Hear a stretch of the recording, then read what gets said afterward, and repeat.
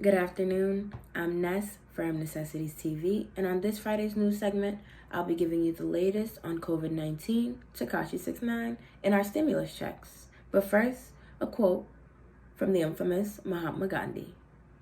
I offer you peace, I offer you love, I offer you friendship, I see your beauty, I hear your need, I feel your feelings, my wisdom flows from the highest source. I salute that source in you. Let us work together for unity and love. During these trying times, let's remember to be our most sympathetic and considerate selves. Last Friday, 1,000 people in Italy died from COVID-19, making it the worst one-day death toll anywhere around the world since the pandemic began. However, the spread of disease by contact has decreased by 0.6% in Italy, from 8% to 7.4%. In an interview with Euronews, Italy's health minister made it clear they will not ease up on any lockdown measures. As of 1:40 p.m., globally, there have been over 1 million cases and over 55,000 deaths. In the U.S., there have been over 257,000 cases and over 6,000 deaths. According to The Guardian, about 35 companies and academic institutions are racing to create a vaccine, 4 of which already have candidates which they're testing on animals. The first to test a candidate on humans will be the Boston-based biotech firm, Moderna.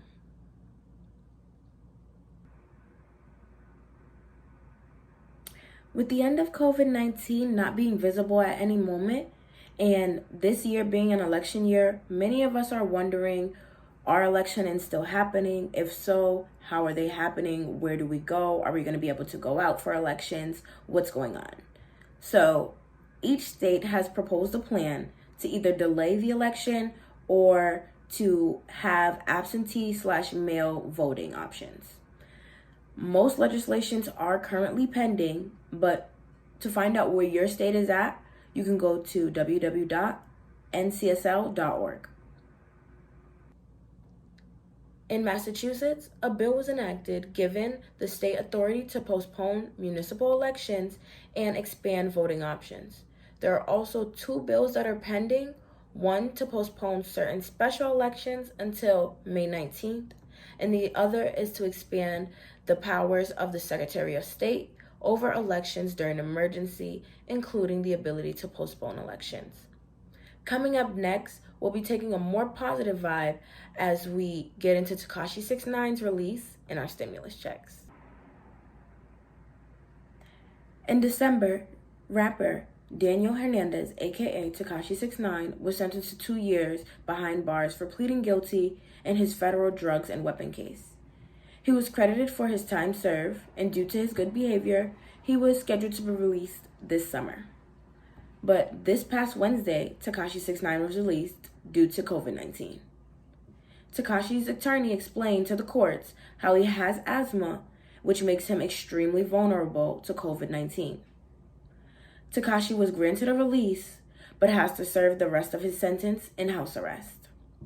Speaking of release, everyone's wondering when the government's going to be releasing our stimulus checks. Monday, the Treasury Department and the IRS announced the distribution of payments will start in the next 3 weeks and will be automatic with no action required for most people. People who do not file taxes will need to submit a simple tax return to receive the impact payment.